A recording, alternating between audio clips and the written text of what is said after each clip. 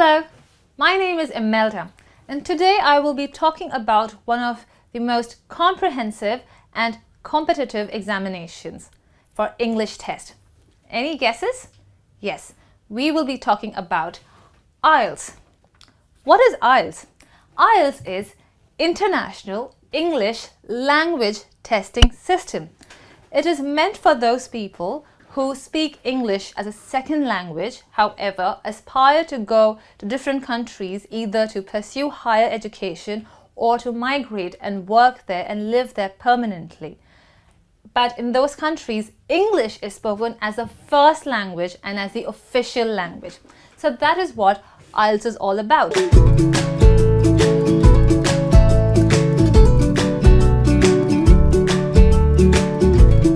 Know a few facts about IELTS before we discuss this topic at length. First thing, a lot of people have misconception that if you're going to United States or any country where Queen's English is not spoken, you don't require IELTS. Wrong. The United States of America do accept IELTS score. There are various education and professional bodies who accept the IELTS score. Second thing, it's not very easy to book a test date for IELTS. Wrong again. Firstly, you have two ways and they're very convenient. First is either you go online and get your test dates booked. Only thing that you may want to note is that it will take some time before the test material or the practice material is delivered to your home address. So when you are booking a date, be conscious of the time frame. The second option for booking a test date would be either you go directly to maybe British Council and book the date. There they will give you the practice material in your hand, and from there you can start start practicing. So let's see what IELTS actually tests you on. IELTS tests 4 skills of you. The first one is listening skills. Then we have the reading skills, writing skills, and speaking skills. They are basically those skills that you would require to survive in those countries. And especially if you're going for higher education, how will you communicate with others, or how will you articulate your thoughts and bring it into writing? So let's see the listening. The listening test will take no more than 30 minutes. You will be given a pair of headsets, which most probably will be cordless. You will have audio clips and a booklet in your hand. You will be given some time to go through these questions. There are approximately 40 questions that you can expect for IELTS listening test. As you get the booklet, you'll be given a minute or two so that you read through the questions, know exactly what are the keywords you're looking for. Are you looking for time, place, or a person, or anything else?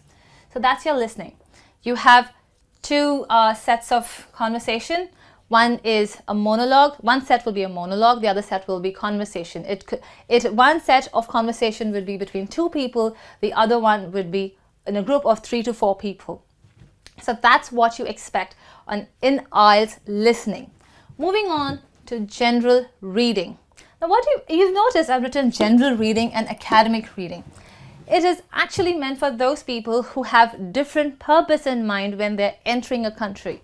For example, are you entering a country so that you can pursue a higher education, or you want to migrate so that you can work there and live there and start a new life? If you're going for higher education or any profession such as educators or nurse where you have to interact with people a lot, and plus you need really a lot of intellectual interaction, then you would go for academic reading. If not, you're going for pursuing secondary education or live a normal basic life, work probably as an IT engineer or any other person, maybe an HR manager, you don't require academic section of IELTS. You may want to go for general section. So that's a basic difference between academic and general section of IELTS testing. Again, this section will have 2 components. First is the reading. Second is the writing. Both these tests will last for 60 minutes approximately, each test. That means you will give 60 minutes on reading and 60 minutes on writing. In general reading and writing, in general and academic reading, you will get 3 sets of passages. The only difference between general and academic is this is based on more the day-to-day life. For example, the extracts will be taken from newspapers, magazines, notices, flyers, where you have to read about them and give your opinion, or for that matter, a conclusion or an explanation. However, academic reading will be a little more tougher as they are actually checking out your academic skills. So one of the major sources for extracts here are journals.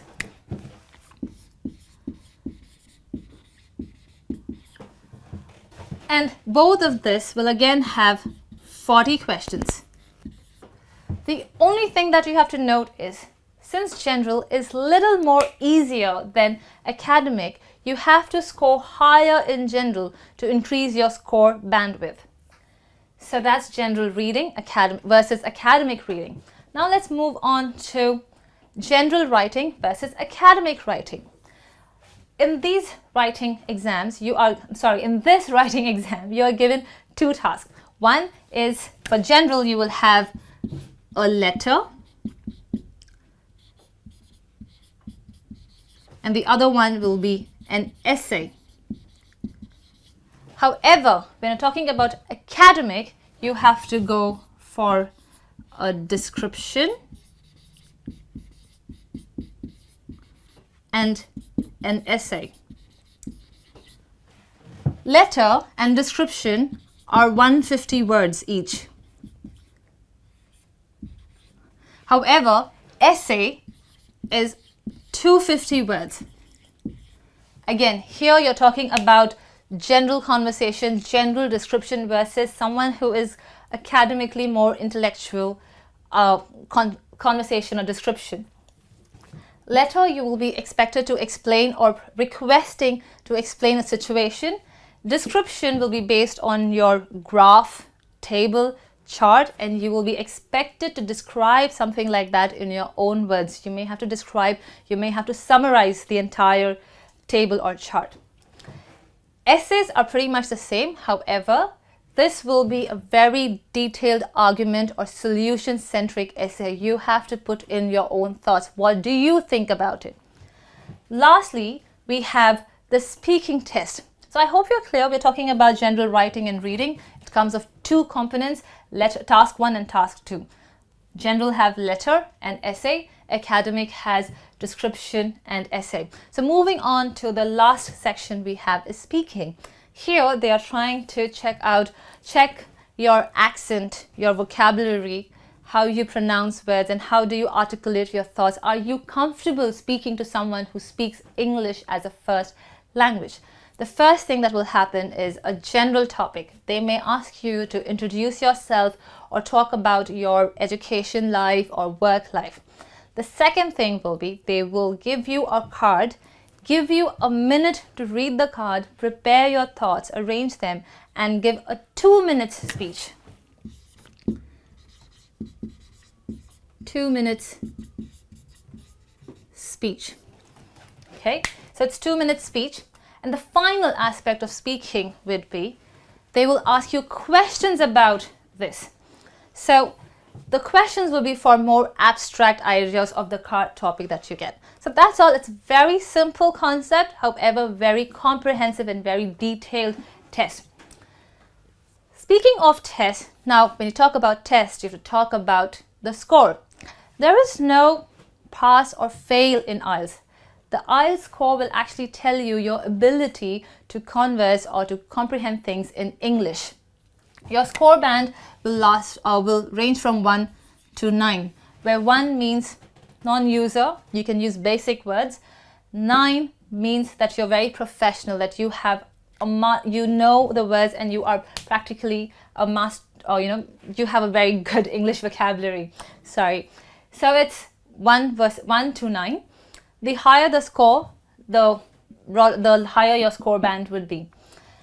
Last thing that you have to notice about score is that they usually round up to the next half or the next full number. For example, in each score you get 6.5, 7.5 in speaking, then you have 8, 7 here, and probably 6 here.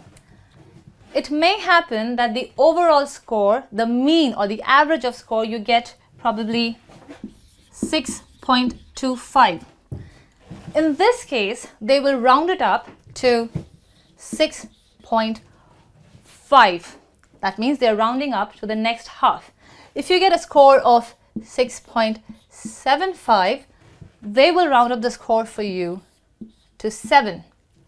IELTS is considered one of the very fair tests that we have. It's basically to test your ability and your survival skills in English speaking country. So that's about it with the IELTS. I hope I was able to clarify the doubts that you may have.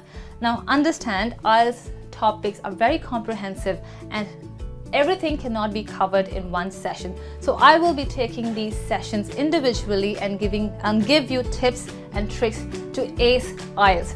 So that's about it. I hope you enjoyed my lesson. I will be back soon with probably new tips on skills and reading and writing. I'll see you soon. Have fun learning English. See you in a while.